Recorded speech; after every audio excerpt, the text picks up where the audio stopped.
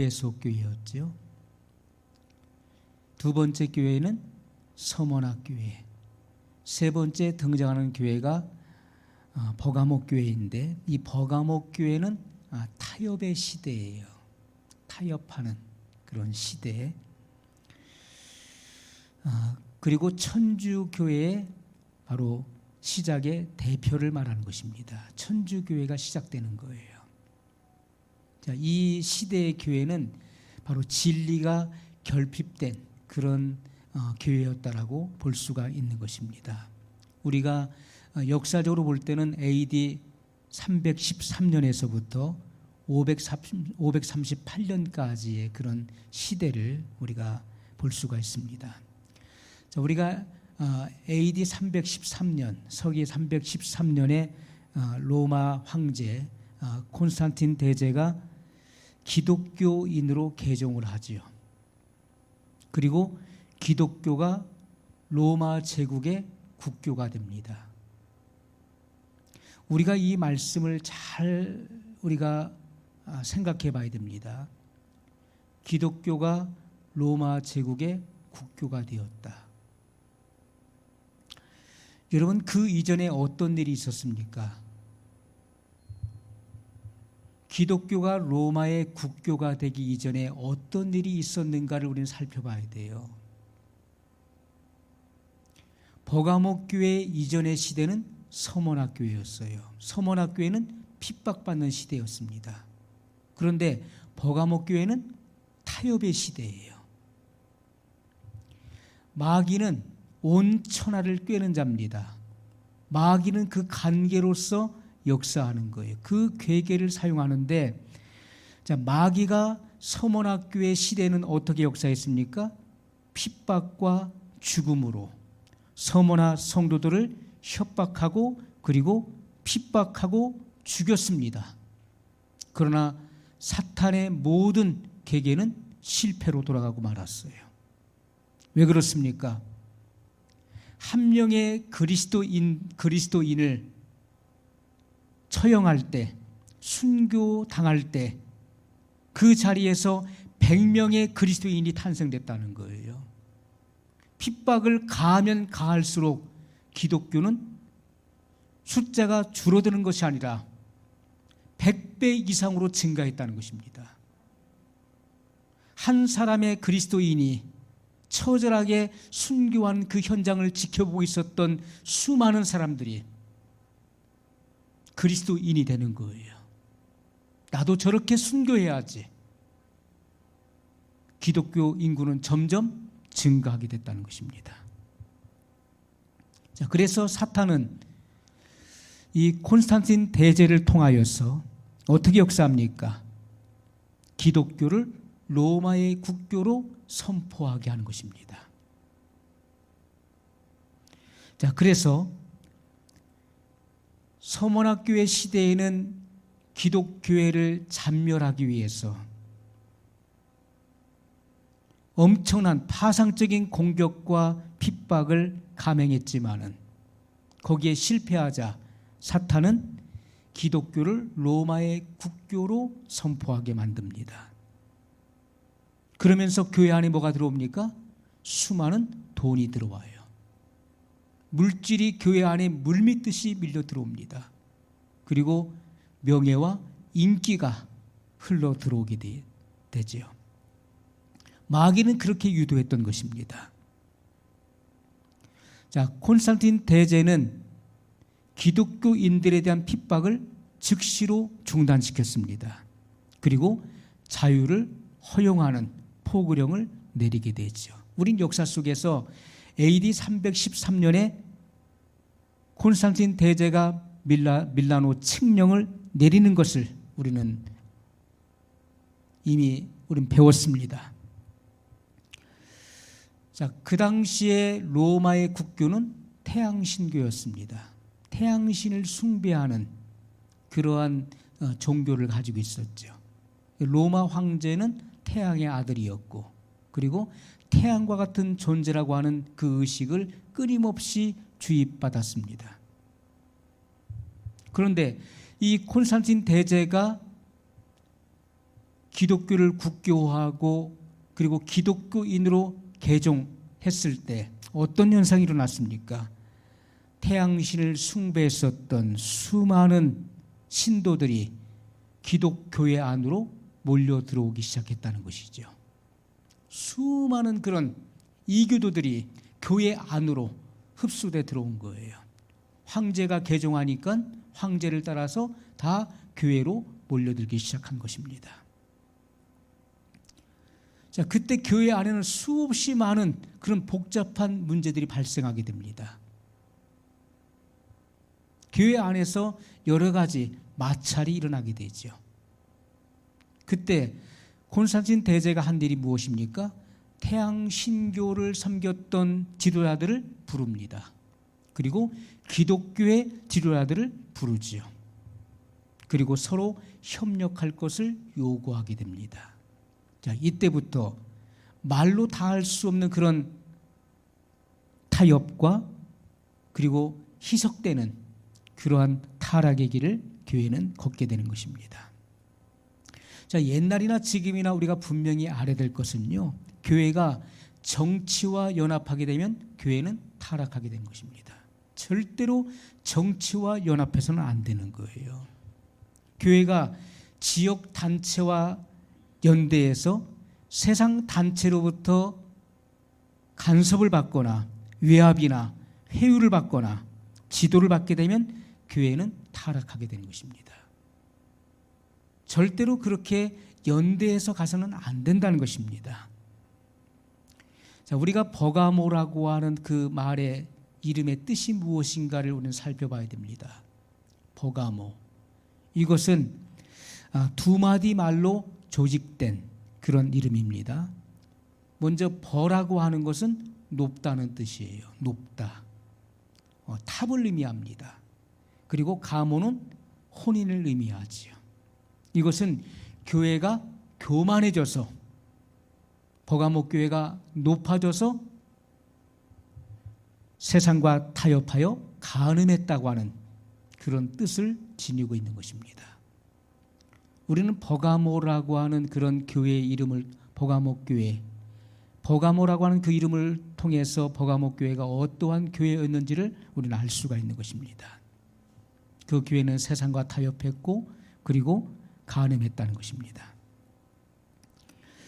핍박의 시대 가운데서도 굳게 지켜왔었던 그들의 신앙이 편리함과 그리고 안정과 그리고 번영이 교회 안에 물밀듯이 밀려 들어왔을 때 믿음의 정체성은 무너지기 시작했어요.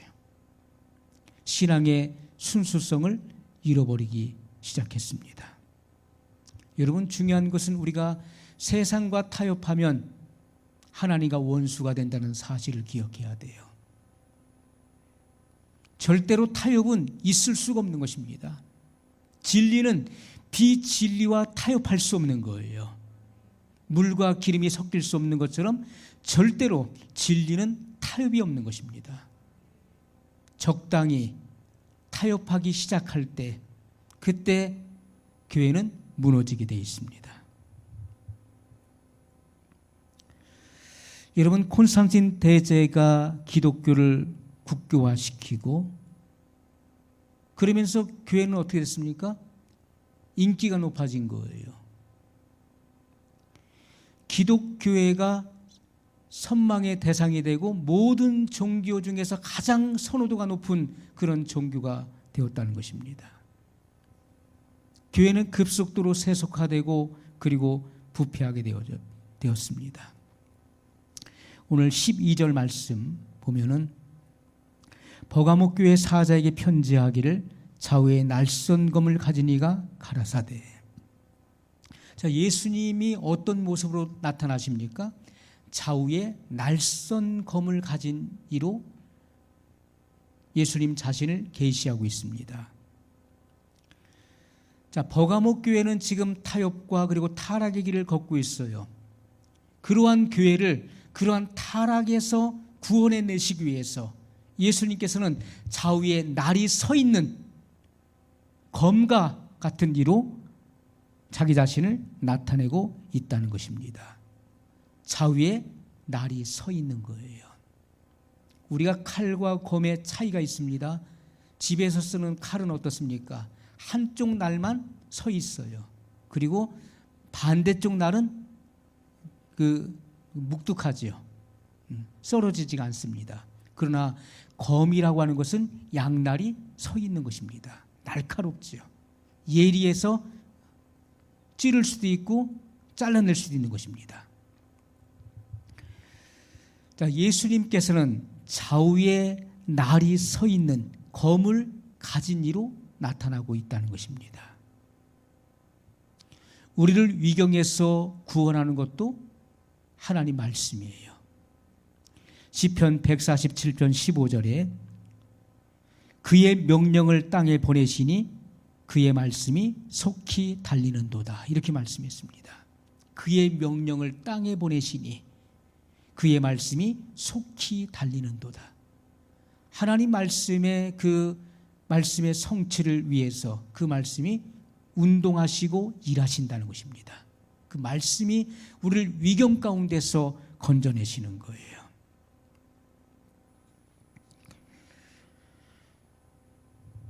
자, 교회 안에 들어왔던 것이 무엇입니까? 태양신 사상이에요. 태양신을 오랫동안 숭배하고 있었던 이들은 그 사상을 쉽게 버릴 수가 없는 것입니다. 기독교가 로마 제국의 국교가 됐지만은, 그러나 그들이 오랫동안 태양신을 숭배해왔고 태양신을 섬겼던 그 사상을 쉽게 떨쳐버릴 수가 없는 것이죠. 거듭나지 않은 수많은 이교도들이 교회 안에 들어왔습니다. 그래서 태양신의 사상과 그리고 우상 숭배와 석화의 물결이 마치 쓰나미와 같이 교회 속에 만연하게 된 것입니다. 중요한 것은 우리가 그러한 것들을 분별하고 저항하고 그리고 대적할 수 있는 것은 좌우에 날이 서 있는 성령의 검을 가져야 된다는 것입니다. 하나님의 말씀은 곧 성령의 검인데 이것은 좌우에 날이 서 있는 검을 의미하는 것입니다. 예수님께서는 좌우에 날선 검을 가진 이로 등장하셨어요. 이 말씀의 검은 잘못된 사상들을 잘라내는 것입니다. 그것을 도려내는 거예요. 그러한 것들을 간파하고 그런 것들을 분별하고 식별해내는 것입니다. 타협하지 않는 거예요. 그렇기 때문에 우리 안에는 하나님의 진리의 이 좌우의 날선 검이 우리 안에 세워져 있어야 되는 것입니다. 비진리가 교회 안에 들어올 때 우리는 이 좌우의 날선 검으로 이 비진리를 대적할 수 있어야 돼요. 세속의 물결이 내 안에 들어오려고 할 때 우리는 이 좌우의 날선 검으로 대적할 수 있어야 된다는 것입니다. 마귀가 예수님을 광야에서 시험할 때 예수님께서는 그 입의 말씀으로 성령의 검으로 마귀를 대적하셨어요. 기록되었으되라고 말씀하셨어요. 신명기의 말씀을 3번이나 다 인용해서 마귀의 그런 괴계를 물리쳤던 것을 보게 됩니다. 자, 성경은 마귀는 온 천하를 꿰는 자라고 분명히 말씀하고 있어요. 그것이 마귀의 정체성이에요. 온갖 간계와 거짓으로 역사합니다. 마귀가 그 간계로서 하와를 넘어뜨렸어요. 그것처럼 오늘날 수많은 그리스도인들 그리고 교회 안에 있는 신앙인들을 무너뜨리는 것은 바로 마귀의 그 간계로서 역사한다는 것입니다. 이 시대도 마찬가지죠. 온갖 거짓이 참을 거짓으로 몰아넣습니다. 그리고 거짓이 참인 것처럼 행세를 하고 있는 시대가 오늘 우리가 살고 있는 시대인 것입니다. 거짓은요, 더 그럴듯하게 마치 참인 것처럼 자기 자신을 포장하는 것입니다. 예수님께서 13절에 내가 내 이름을 굳게 잡아서 내 충성된 증인 안디바가 너희 가운데 곧 사탄에 거하는 곳에서 죽임을 당할 때에도 나를 믿는 믿음을 저버리지 아니하였도다. 이렇게 말씀하셨어요. 예수님께서 칭찬하신 그 칭찬의 대상은 누굽니까? 버가모 교회 시대, 타협의 시대 속에 안디바와 같은 신앙을 가진 성도들을 칭찬하셨다는 거예요. 내 충성된 증인 안디바가 너희 가운데 곧 사단에 거하는 곳에서 죽임을 당할 때에도, 자, 안디바가 순교를 당하는 그 현장, 처참하게 순교하는 그러한 광경을 보는 성도들이 어떻게 했습니까? 나를 믿는 믿음을 저버리지 않았다.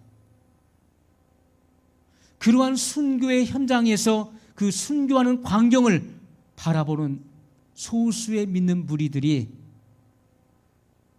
거기에 마음이 약해져서 쓸려가지 않았다는 거예요. 나를 믿는 믿음을 저버리지 아니하였도다. 예수님은 칭찬하셨어요. 버가모 교회 시대의 안디바와 같은 신앙을 가진 성도들을 칭찬하셨어요. 안디바는 버가모에서 순교당한 그리스도인을 대표하는 인물인 것입니다. 우리가 안디바, 먼저 안티라고 하는 것은 대항하는 것이잖아요. 대항한다. 그리고 파파스, 이것은 교부를 말하는 것입니다. 그러면 이 안디바라고 하는 말의 뜻은 교부에게 대항한다, 그런 뜻입니다. 자, 그러면은 그 당시에 교부라고 불렀던 교회 지도자들이 있었어요. 교부라고 불렀던 교회 지도자들. 그 당시에 교황은 교회 최고의 지도자였습니다. 그리고 교권을 가지고 있었던 교회 지도자들, 타락한 교회 지도자들에게 대항했던 사람이 누굽니까? 안디바예요. 이 안디바는 바로 버가모 교회 성도의 대표입니다. 주님께서는 이런 안디바와 같은 신앙을 가지고 있는 성도들을 칭찬하셨다는 거예요. 기독교가 로마의 국교가 되면서 교회는 사람들에게 인정받고, 그리고 세상 권력자들에게 비유를 바치면서 타협의 길을 걸어가게 되었습니다. 콘스탄틴 대제는 우상에게 사용했었던 금과 은과 보석을 가지고 거대한 성전을 지어줬습니다.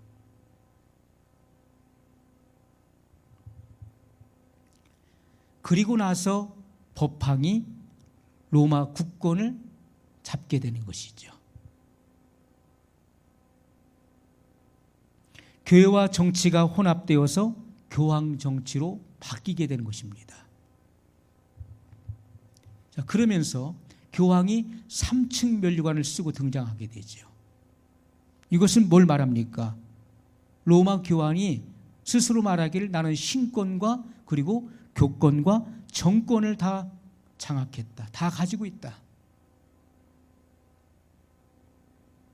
자기 자신을 그런 권력자로 그렇게 자처하게 됩니다. 신권과 정권과 교권을 다 가지고 있는 그런 신의 아들로 자기 자신을 자처하게 됩니다. 자, 그러면서 이 교황의 위치가 점점 높아져서 로마 황제도 교황의 재가를 받지 않으면 왕위에 등극할 수 없는 상황이 이르게 돼요. 여러분, 이때 안디바라고 하는 사람이 타락한 교회의 지도자들을 대항해서 일어난 것입니다. 결국은 죽임을 당하게 되죠. 순교의 제물이 되는 것입니다. 우리가 버가모 교회는 다수가 부패와 타락의 길을 걸어가던 시대였습니다. 다수가 비진리와 혼합되었어요. 그런데 안디바라고 하는 사람은 하나님의 말씀을 지키기 위해서 목숨을 걸고 충성을 다하는 진정한 그리스도인이었다는 것입니다. 수많은 사람들이 배도의 넓은 길을 선택하여 가고 있는, 큰 길을 가고 있는, 넓은 길을 가고 있는 그 시대 속에 하나님의 진리를 사수하기 위해서 기꺼이 목숨을 바쳤던 그런 안디바, 그 안디바의 신앙, 그리고 안디바와 같은 신앙을 가진 이들은 주님께 칭찬을 받았다는 것입니다. 예수님께서 인정하시고 칭찬하시는 충성된 증인 안디바를 통해서 우리에게 들려주시는 성령의 음성이 무엇인가를 우리는 알아야 돼요. 여러분, 교회 지도자들이 세상 정치와 그리고 경제와 결탁하여서 세속의 물결을 교회 속에 끌어들일 때, 타락의 길을 가고자 할 때 정미한 하나님의 말씀과 믿음을 지키기 위해서 저항하는 성도들을 주님은 칭찬하신다는 거예요. 세속의 물결이 교회 안에 밀려 들어올 때 그것을 저항해야 되는 것입니다. 비진리를 몰아내야 되는 것이고 거기에 항거해야 되는 거예요. 시편 119편 140절에 주의 말씀이 심히 정미함으로 주의 종이 이를 사랑하나이다. 주의 말씀이 어떻다고요? 정미함으로. 하나님 말씀은 정미한 말씀이에요. 주의 말씀이 심히 정미함으로 주의 종이 이를 사랑하나이다. 정미하다는 말이 무슨 뜻이죠? 이것은요, 다이아몬드 중에서도 가장 최상급을 말하는 거예요. 결정체입니다. 이것은 전혀 흠을 찾아볼 수가 없는 거예요. 어디를 봐도 흠이 보이질 않는 거예요. 아주 순수하고 깨끗하며 아름답고 고귀하며 가치 있는 것을 의미하는 것입니다. 그것을 정미하다고 말하는 거예요. 하나님의 말씀은 흠을 찾을 수가 없습니다. 하나님의 말씀은 깨끗합니다. 하나님의 말씀은 완전하죠. 하나님의 말씀은 고귀합니다. 그 말씀은 세상의 그 어떤 것보다도 가치가 있는 말씀이에요. 세상의 그 어떤 것과 비교할 수 없는 그러한 최상의 가치를 지닌 말씀인 것입니다. 그 말씀만이 우리를 생명의 길로 인도할 수 있는 것이고 우리를 구원에 이르게 할 수 있다는 것입니다. 여러분, 많은 사람들이 하나님의 말씀을 가리켜서 귀에 걸면 귀걸이, 코에 걸면 코걸이인 것처럼 그렇게 사용합니다. 나에게 필요한 대로, 내가 필요한 대로 하나님 말씀을 인용해서 갖다 붙이는 거예요. 하나님 말씀은 그렇게 사용해서는 안 된다는 것입니다. 결코 그렇게 사용할 수가 없는 거예요. 내가 필요한 대로 내 상황에 갖다 맞추는 것이 하나님 말씀이 될 수 없다는 것입니다. 버가목 교회 시대에는 교회 부흥을 위해서 기도할 뿐만 아니라 우리가 부흥이라고 하는 것은 양적 증가를 말하기보다는 이것은 부흥이라고 하는 것은 회복을 의미하는 것이죠. 부흥이라고 하는 것은 쇠퇴하였던 것이 다시 일어서게 되는 것을 의미하는 것입니다. 여러분, 지금은 부흥의 때입니다. 교회는 부흥해야 되는 거예요. 쇠퇴했던 그 심령들이 다시 힘을 얻고 세워져야 되는 것입니다. 핍박의 시대에 교회는 가장 강해졌어요. 교회의 핍박을 가하면 가할수록 교회는 더 왕성해졌습니다. 그것이 2000년 교회 역사 속에서 우리에게 증거해 주고 있는 거예요. 교회의 핍박을 가해 보십시오. 교회를 잔멸하려고 해보십시오. 교회는 더 왕성해지는 것입니다. 교회 속에서 순교자가 나와 보십시오. 더 많은 순교자가 줄을 서게 될 것입니다. 한 명이 순교한 그 자리에 100명, 1000명이 그 순교의 자리에 서게 될 것입니다. 그것이 기독교 역사가 우리에게 증거해 주고 있는 거예요. 진정한 그리스도인들은 비굴하지 않습니다. 진정한 그리스도인들은 세상에 세상 권력에 아부하지 않습니다. 세상과 타협하지 않습니다. 비열하지 않아요. 하나님의 그 진리의 말씀을 붙잡고 정로를 걸어가는 것입니다. 오늘 우리는 버가모 교회 시대와 같이 핍박 가운데 또 다른 타협의 움직임이 있는 이 시대를 우리가 살고 있습니다. 지금은 교회가 부흥할 때입니다. 그 어느 때보다도 교회 안에 물질이 물밀듯이 밀려 들어오고, 그리고 명예와 그리고 인기가 들어와 보십시오. 잘 될 것 같지요. 교회는 급속도로 타락하게 될 것입니다.